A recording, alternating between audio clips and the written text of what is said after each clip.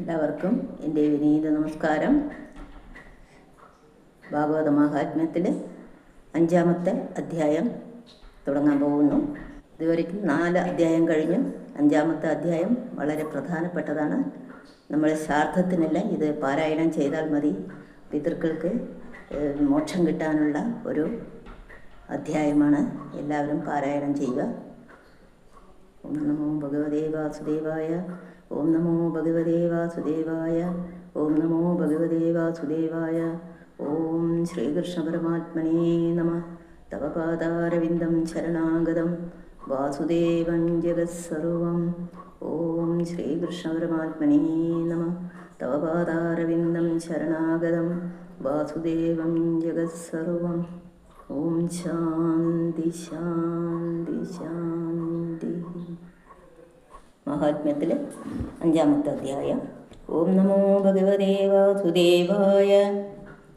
ശ്ലോകം 1.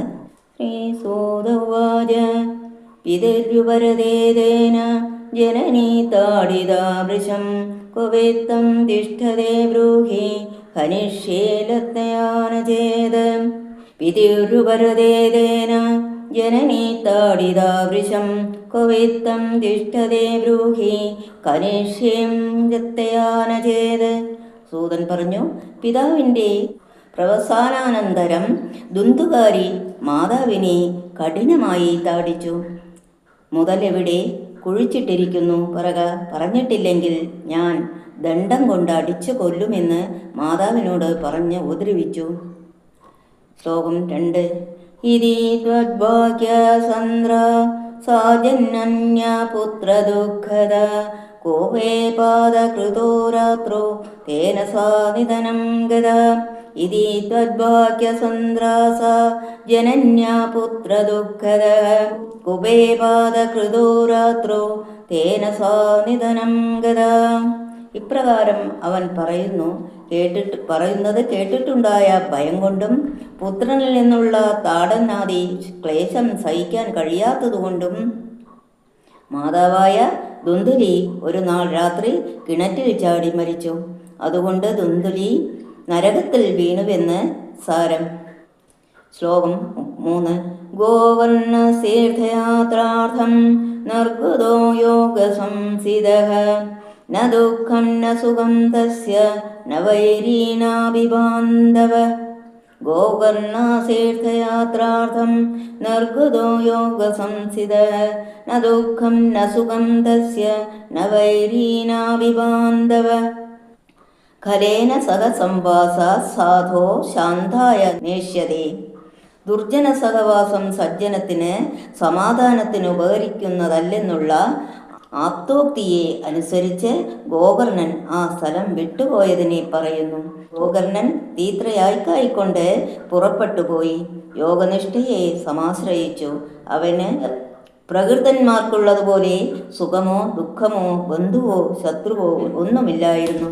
അതാണ് യോഗനിഷ്ഠയുടെ സ്വരൂപം.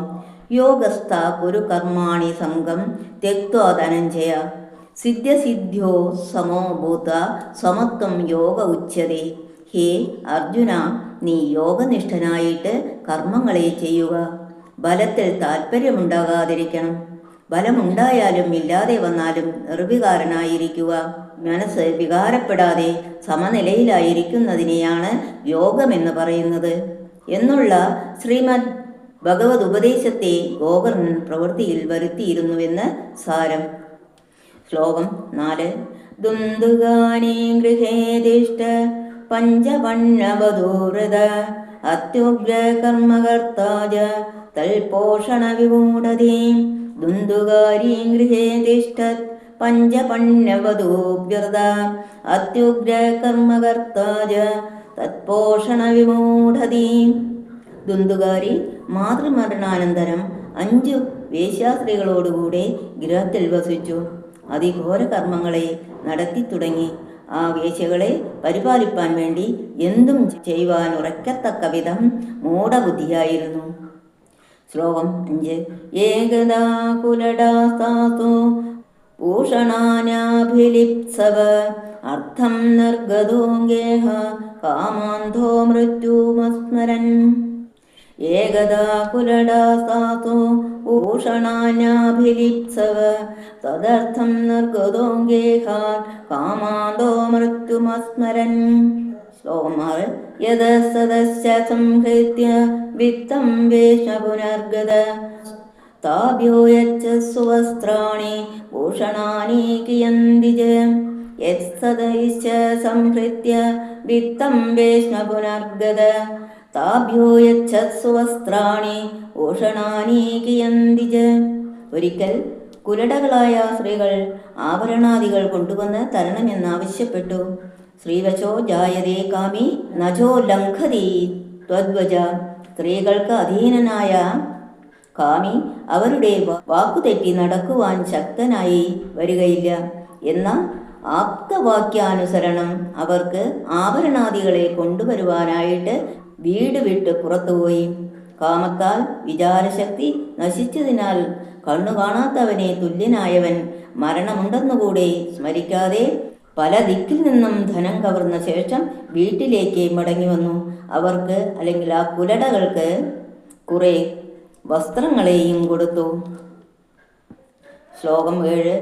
ബഹുവിത്തചയം ദൃഷ്ട്വാ രാത്രോ നാര്യോ വിചാരേൻ ചൗര്യം കരോത്യസോ നിത്യം അതോ രാജാ ഗൃഹീഷതി. ബഹുവിത്തജയം ദൃഷ്ട്വാ രാത്രോ നാര്യോ വിചാരയൻ ചൗര്യം കരോത്യസോ നിത്യം അതോ രാജാ ഗൃഹീഷതി. ശ്ലോകം 8. വിത്തം ഹൃത്വാ പുനശ്ചൈനം മാരയിഷ്യതി നിശ്ചിതം അതോർത്ഥ ഗുപ്തയേ ഗൂഢം അസ്മാഭിः കിം ന ഹന്യതേ. വിത്തം ഹൃത്വാ പുനശ്ചൈനം മാരയിഷ്യതി നിശ്ചിതം അതോർത്ഥ ഗുപ്തയേ ഗൂഢം അസ്മാഭിः കിം ന ഹന്യതേ. ശ്ലോകം 9. നിഹത്യൈനം ഗൃഹീത്വാർത്ഥം യാസ്യാമോ യത്ര കുത്രചിത് ഇതീദാ നിശ്ചയം കൃത്വാ സുപ്തം സംബന്ധ്യത രശ്മിഭിः. നിഹത്യൈനം ഗൃഹീത്വാർത്ഥം യാസ്യാമോ യത്ര കുത്രചിത് ഇതീദാ നിശ്ചയം കൃത്വാ സുപ്തം സംബന്ധ്യത രശ്മിഭിः. ശ്ലോകം 10. പാശം കണ്ഠേ നിധായാസ്യ തന്മൃത്യോമുപചക്രമോ ത്വരിതം ന മമാരാസോ യുക്തസ്തദാ ഭവൻ. പാശം കണ്ഠേ നിധായാസ്യ തന്മൃത്യോമുപചക്രമോ ത്വരിതം ന മമാരാസോ ചിന്ത യുക്തസ്തദാ ഭവാൻ. ഇവൻ കൊണ്ടുവന്നിരിക്കുന്ന അതീവ ധനത്തെ കണ്ടിട്ട് ആ സ്ത്രീകൾ രാത്രിയിൽ കൂടി ആലോചന ചെയ്ത് ഇയാൾ ദിവസം പ്രതി കളവ് ചെയ്യുന്നു, അതുകൊണ്ട് രാജാവ് ഇയാളെ പിടിക്കും, മുതലെല്ലാം അപഹരിച്ച ശേഷം നിശ്ചയമായും സംഹരിക്കുകയും ചെയ്യും. അതുകൊണ്ട് ഈ ധനങ്ങളെ സംരക്ഷിക്കാനായിട്ട് ആരുമറിയാതെ നമ്മൾ തന്നെ ഇയാളെ എന്തുകൊണ്ട് കൊന്നുകൂടാ? ഇയാളെ സംഹരിച്ച ശേഷം മുതൽ മുഴുവനും എടുത്തുകൊണ്ട് നമ്മൾക്ക് എങ്ങോട്ടെങ്കിലും വിക്കളയാം. എന്നീ പ്രകാരം അവർ കൂടി ആലോചിച്ച് ഉറച്ചു. അവൻ ഉറങ്ങുമ്പോൾ കഴുത്തിൽ കയറുകെട്ടി വധിപ്പാനൊരുങ്ങി. അവൻ മഹാപാപിയായതുകൊണ്ട് വേഗം മരിച്ചില്ല. അപ്പോൾ ആ സ്ത്രീകൾക്ക് ആലോചന തുടങ്ങി.